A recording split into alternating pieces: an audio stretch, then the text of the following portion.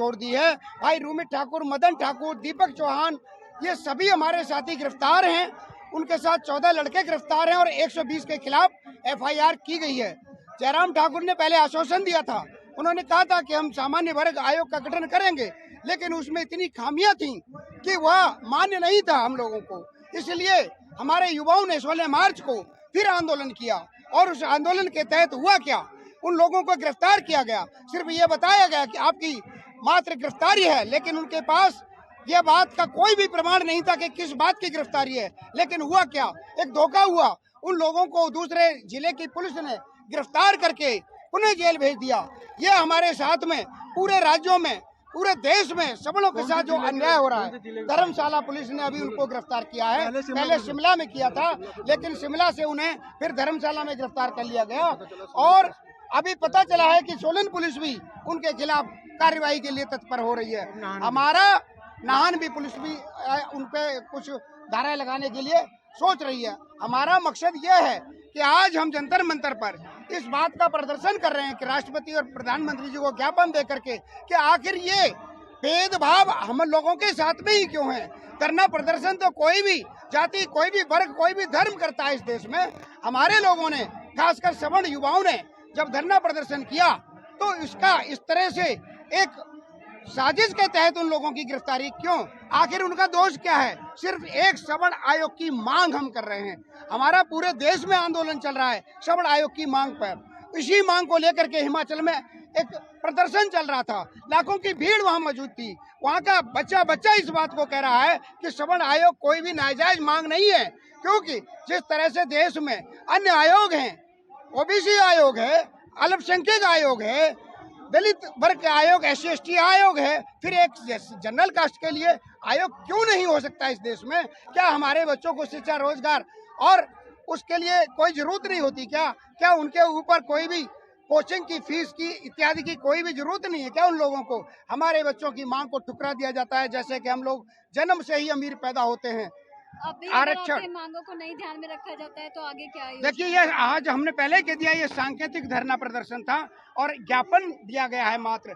यदि ये मांग हमारी नहीं मानी गई और उन निर्दोष युवाओं को रिहा नहीं किया गया तो इसी जंतर मंतर पर और संसद मार्ग तक हम लोग इस तरह से घेराव करेंगे कि इन लोगों को ये पता चल जाएगा कि इस देश का संपूर्ण सवर्ण समाज जाग चुका है।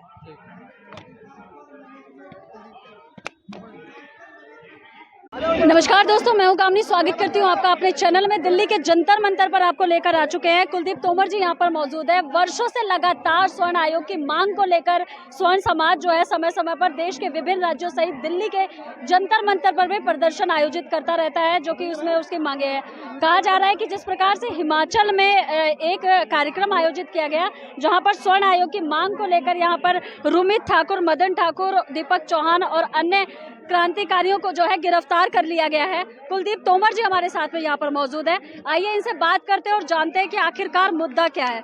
सर्वप्रथम सर, मैं आपका स्वागत करती हूँ अपने चैनल में। धन्यवाद। जिस प्रकार से आपने अभी आयोजन के उसमें कहा कि विधानसभा धर्मशाला घेराव हिमाचल में आपने किया था, जिसमें 3 लोगों को गिरफ्तार कर गया है, 3 प्रमुख लोगों को गिरफ्तार कर लिया गया है। क्या मुद्दा था कि क्यों गिरफ्तार? सबसे पहले तो आप ये देख लीजिए, ये था वो, ये इसमें भीड़ थी, ये एक तरफ की भीड़ है। हमने विधानसभा चारों तरफ से घेर रखी थी। ये हमारे 3 भाई हैं, ये तीनों मुख्य आदमी थे। देवभूमि क्षत्रिय संगठन के अध्यक्ष है इसमें रूमित ठाकुर, देवभूमि स्वर्ण मोर्चा के अध्यक्ष है भाई मदन ठाकुर और दीपक चौहान।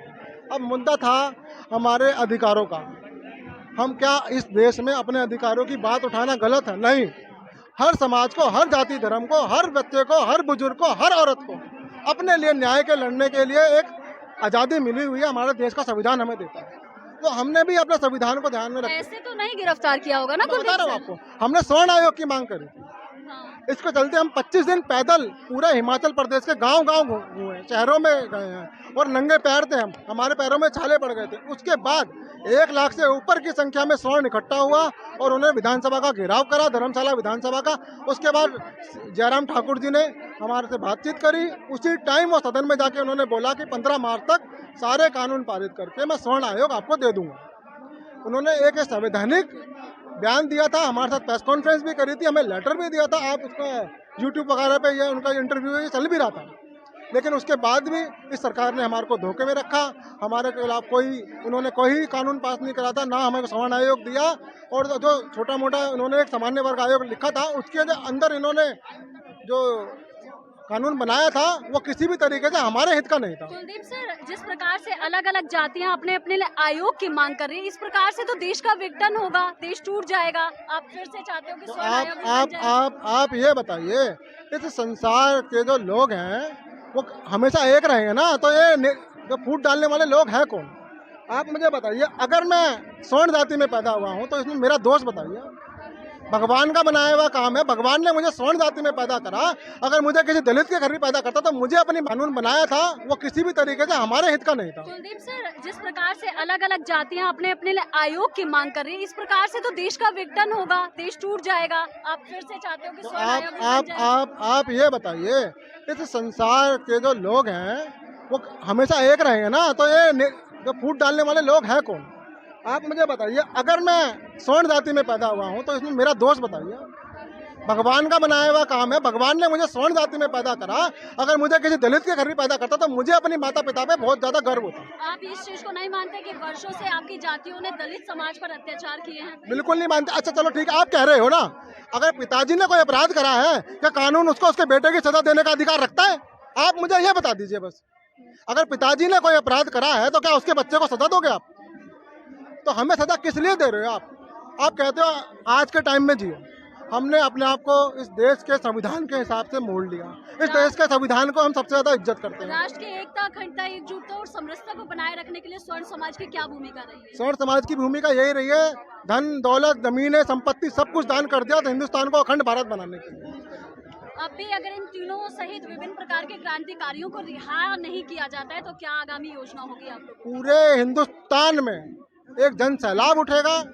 इस देश विरोधी सरकार जो सवर्णों के विरोध में काम कर रही है, सवर्णों के विरोध में काम करती हुई सरकार को हटाया जाएगा, अपने लोगों को लाया जाएगा और हो सके तो हम प्रदेशों में अपने चुनाव भी लड़ेंगे। इतने वर्षों से आरक्षण है, इतने वर्षों से आयोग है, अब तक आप लोग कहाँ थे जो अचानक से आपको स्वर्ण जब से आयोग एट्रोसिटी एक्ट भारत सरकार ने सुप्रीम कोर्ट के फैसले को बदल के हमारे ऊपर थोपा है, हमारे बच्चों को जेल भेजा जा रहा है, हमारे बच्चों को शिक्षा के अधिकार से वंचित करा जा रहा है। इतने ज्यादा नंबर आने के बाद भी हमारा बच्चा किसी इंस्टीट्यूट वगैरह में आराम से एडमिशन नहीं ले पाता। स्वर्ण आयोग की मांग क्यों जरूरी है? स्वर्ण आयोग की मांग हमारे अधिकारों के लिए, हमारे बच्चों के बेहतर भविष्य के लिए, हमारे घर की महिलाओं को सुरक्षित निकलने के लिए जरूरी है।